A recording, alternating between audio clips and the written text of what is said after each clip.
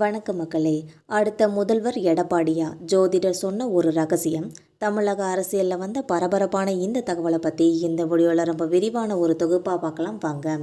தமிழகத்தில் சட்டமன்ற தேர்தல் களம் ரொம்பவே சூடு பிடிச்சிருக்கிற இந்த நிலையில் அதிமுகவோட பொதுச் செயலாளர் எடப்பாடி பழனிசாமி அவர்கள் திரும்பவும் முதலமைச்சர் ஆகிறாங்கன்னு சொல்லி ஒரு பிரபல ஜோதிடர் கணிச்சதாக சொல்லி ஒரு தகவலும் வெளியாகி ரொம்ப பரபரப்பை ஏற்படுத்திச்சு.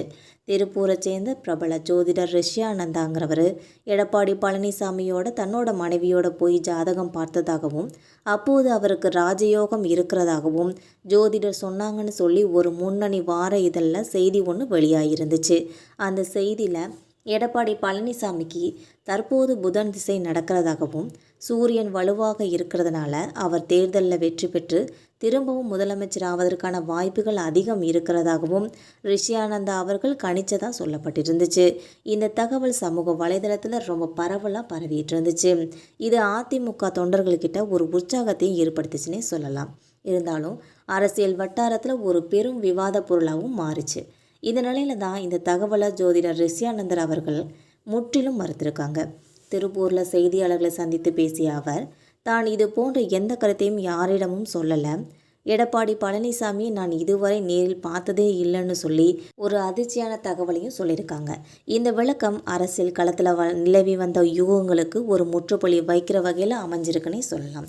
மேலும் இதை பற்றி பேசிய அவங்க தாங்கிட்ட திமுக அதிமுகன்னு சொல்லி எல்லா கட்சியினருமே ஜாதகம் பார்க்க வருவாங்க, தான் எந்த ஒரு கட்சிக்குமே சார்பாக செயல்படுவாங்க இல்லைன்னு சொல்லி விளக்கமும் கொடுத்துருக்காங்க.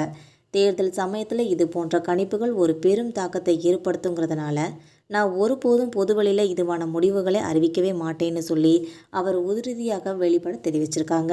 தன்னை பற்றி தவறான தகவலை வெளியிட்ட அந்த வார இதழ் மேலே சட்ட ரீதியான நடவடிக்கை எடுக்க போகிறதாகவும் தெரிவிச்சிருக்காங்க ரிஷியானந்தா அவர்கள்.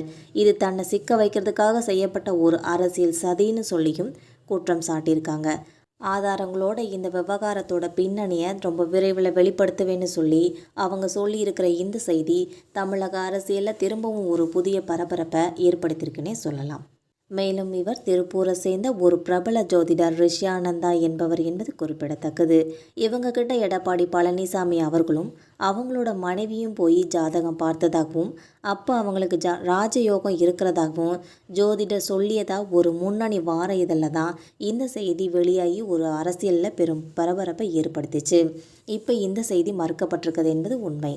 இனி என்னதான் நடக்குன்னு பொறுத்திருந்து பார்க்கலாம் மக்களே. இந்த வீடியோ உங்களுக்கு பிடிச்சிருந்தா மறக்காமல் நம்ம சேனலை சப்ஸ்கிரைப் பண்ணி பெல் ஐக்கனை கிளிக் பண்ணி வச்சுக்கோங்க. அப்போ தான் நம்ம போகிற டெய்லி வீடியோக்கள் உடனுக்குடன் நோட்டிஃபிகேஷனாக உங்களை வந்து சேரும். தேங்க்யூ.